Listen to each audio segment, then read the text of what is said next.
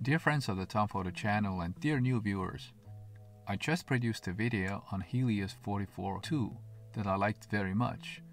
Today I'm doing a quick comparison of the Helios 44M-4 with the Helios 44M-2. The 44M-4 is a member of the 44M series designed for the Zenit camera. It still does not contain any plastic, and plastic in a retro lens just doesn't sound right. The two lenses are both 58mm primes with f-stop range between 2 and 16. They take very similar photos and both have been called bokeh monsters due to their characteristic swirly bokeh that happens as a result of sagittal astigmatism. The 44M-2 had 8 aperture blades, but the 44M-4 has only 6. This means that the 44M-4 bokeh is a tiny bit more hectic and maybe less soft. The differences are very small though, and I've had a hard time seeing it. The 44M-4 is maybe a bit sharper in the center and offers a tiny bit better contrast thanks to its multi-coating, something that the 44M-2 did not have.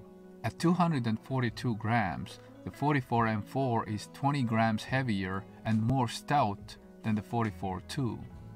Its length extends from 4.2 centimeters when focused at infinity to 5.2 centimeters when focused at 50 centimeter distance. 50 centimeters is as close as you can get to your subject. Feeling these lenses in the hand side by side makes you conclude that the 44M-2 is better built. It's not wobbly or loose, whereas my 44M-4 has a loose aperture ring that makes cheap clicks, and also the mount region feels somewhat loose and shaky.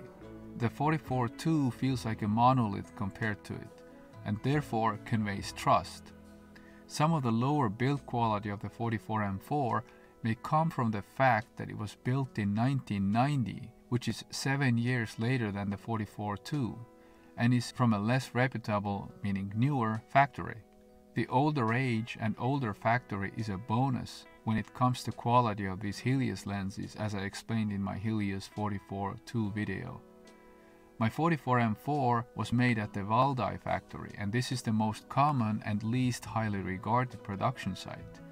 My 44M-2 was from the MMZ factory, a desired one. Here's the main problem with the 44M-4.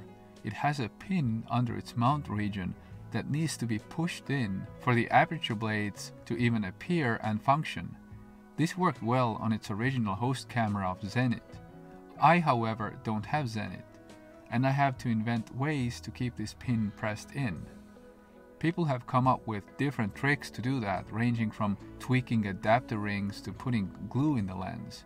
This is quite inconvenient. So guess which lens I like more? Yes, I like the older 44M-2 more. I like that it does not have the inconvenient pin to enable aperture blades, is better built and offers 2 more aperture blades. I don't care that the 44M-4 is hypothetically sharper because I didn't buy Helios for sharpness. I already own much sharper lenses, and sharpness isn't what I'm looking for here. What I need is character. Here's a table summarizing the main differences between the two lenses. For me, the 44M-4 is not a winner in this comparison. Of course, you may have another opinion. Thanks so much for watching. If you consider giving my video a thumbs up or maybe even subscribing to my channel, I'll be very happy. Enjoy your photography and see you in my other photography videos. Bye.